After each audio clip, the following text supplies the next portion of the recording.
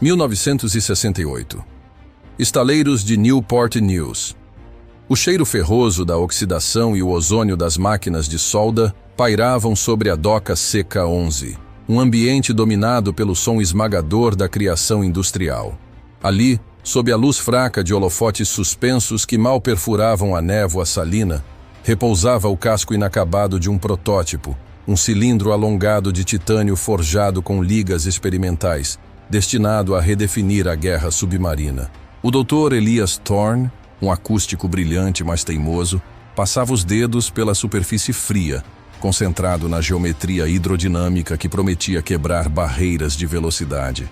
Seu foco era o deslocamento, a potência bruta que impulsionaria aquela massa metálica a profundidades jamais alcançadas, ignorando os painéis internos de amortecimento vibracional que sua equipe tentava, sem sucesso, integrar ao projeto.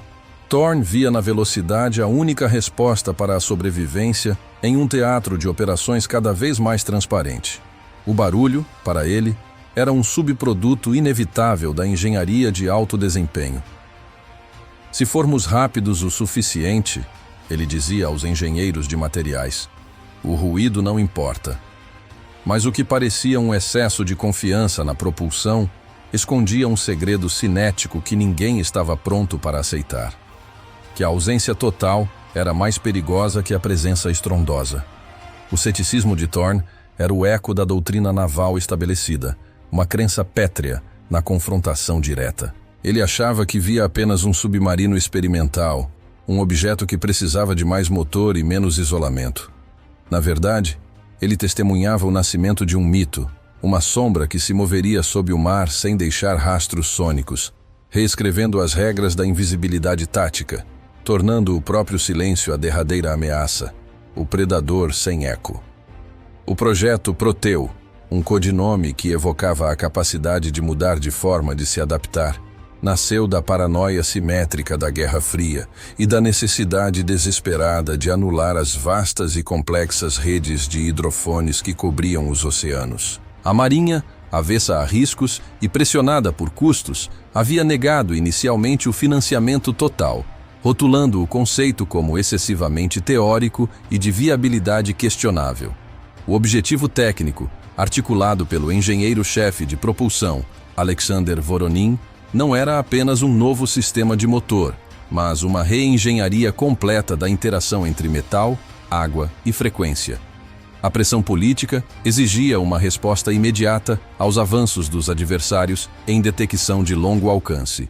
Os detalhes da engenharia envolviam um reator compacto encapsulado em um escudo biológico multicamadas, projetado não para conter calor, mas para absorver a ressonância harmônica gerada pela turbina. Os obstáculos eram monumentais. A ressonância estrutural do casco de titânio, um metal notório por sua alta condução de som, transformava a nave em um sino submerso em movimento. Voronin e sua pequena equipe de físicos de materiais trabalhavam em um hangar isolado, longe do burburinho da Doca 11, tentando domar as vibrações com polímeros anecoicos de densidade variável e sistemas de montagem fluida para a maquinaria interna. Os relatórios iniciais diziam que não havia solução prática para a transferência de ruído por estrutura rígida. Mas Voronin, obcecado pelo conceito de quietude funcional, se recusou a aceitar que a física daquele momento não pudesse ser subvertida pela engenhosidade. Ninguém imaginava que aquele fracasso aparente em atingir as metas de velocidade carregava o germe da vitória na arte da ausência. Os primeiros testes em mar aberto foram desanimadores, mas não pelo motivo esperado. O protótipo vibrava mais do que devia a velocidades acima de 15 nós. Os relatórios de detecção das embarcações de monitoramento eram claros. Assinatura sônica identificável a 12 milhas náuticas. O batismo de fogo do Proteu parecia uma falha retumbante. O som metálico, agudo e insistente, que ecoava no hangar durante a manutenção, parecia o de um coração que se recusava a parar, mas que batia no ritmo errado. A desilusão era palpável. A Marinha exigia resultados mensuráveis em termos de velocidade máxima, e o Proteu, embora rápido, não era significativamente mais veloz que a frota existente. Pior, ele era audível. A equipe de acústica subestimava consistentemente a complexidade das microvibrações geradas pelos sistemas hidráulicos auxiliares. O ruído do reator foi mitigado, escreveu um técnico em seu diário de bordo. Mas o conjunto de bombas secundárias canta como uma orquestra desafinada. A ironia era cruel. O monstro de titânio, construído para ser o predador silencioso, era apenas um objeto barulhento e caro. O público, representado pela alta cúpula militar, via a lentidão do progresso como a prova final de que o projeto Silêncio era um desperdício de recursos. Mas por trás daquela frustração, havia uma verdade sutil se desenhando, uma anomalia nos dados que só seria percebida por olhos que procuravam a falha na própria estrutura da detecção.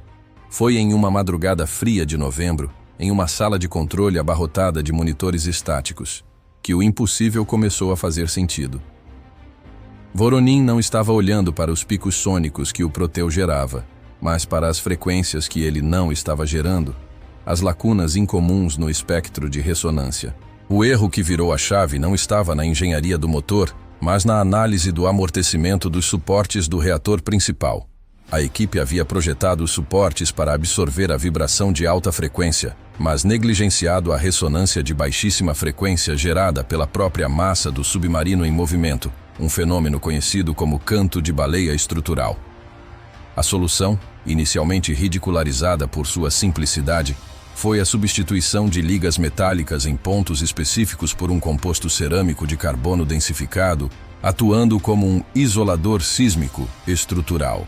Você consegue imaginar o momento exato em que o erro vira genialidade? Aquele pequeno ajuste, feito em segredo e sem a aprovação completa do orçamento original, transformou a forma como o casco interagia com o meio aquático. A estrutura parou de ser um sino condutor e passou a ser uma câmara de absorção. A virada invisível havia acontecido, não com um estrondo de motor, mas com um silêncio cirúrgico. A percepção mudou de descrédito para um respeito quase supersticioso. Os novos testes foram realizados com o mais absoluto sigilo.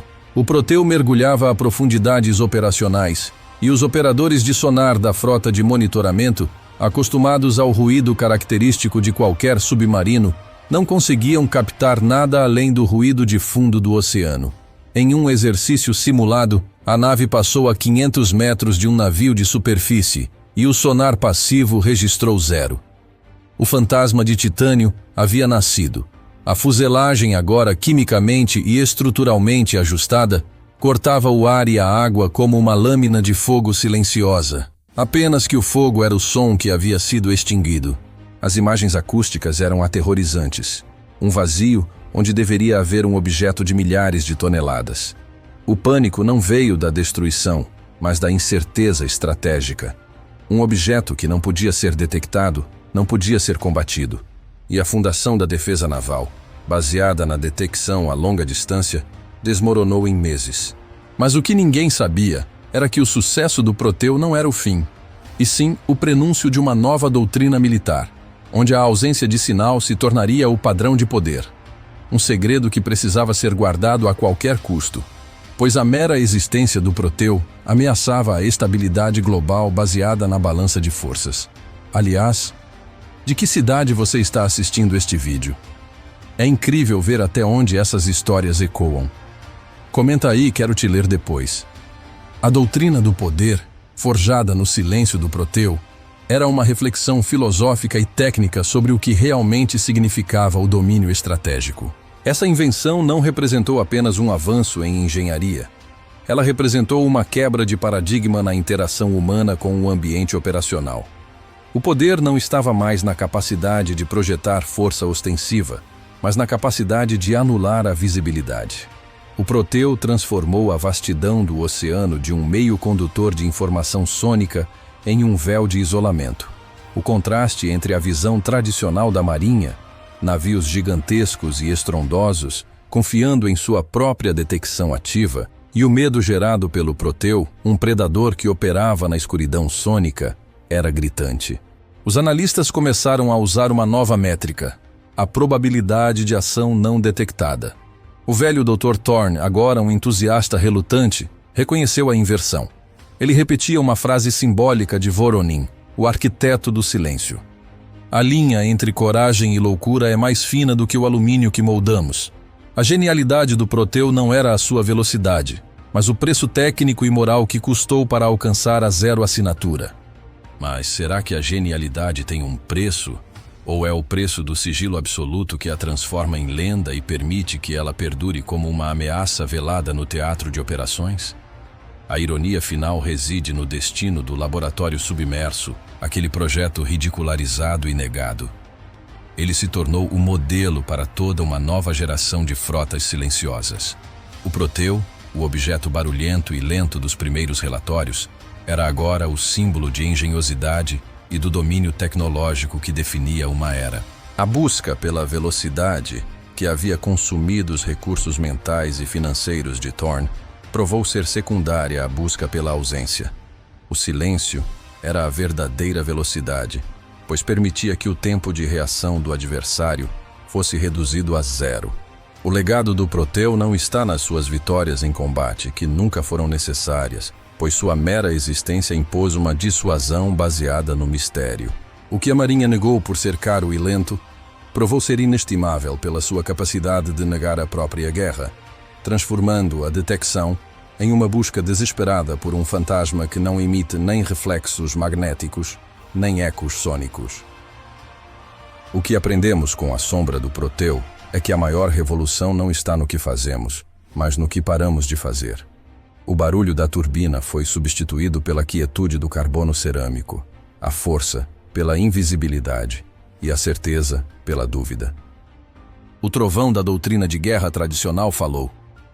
E mesmo silenciado pelo silêncio, o eco do Proteu ainda ressoa no céu da história naval, lembrando-nos que o maior poder pode ser medido pela ausência de qualquer sinal. A engenhosidade humana sempre encontrará um caminho, mesmo que seja o caminho mais silencioso.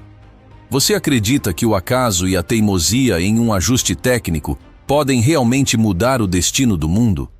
Se essa história te prendeu até aqui, e se você admira a complexidade por trás dos grandes segredos históricos, inscreva-se no Sombras do Front. Toda semana, novas sombras revelam a luz por trás da história.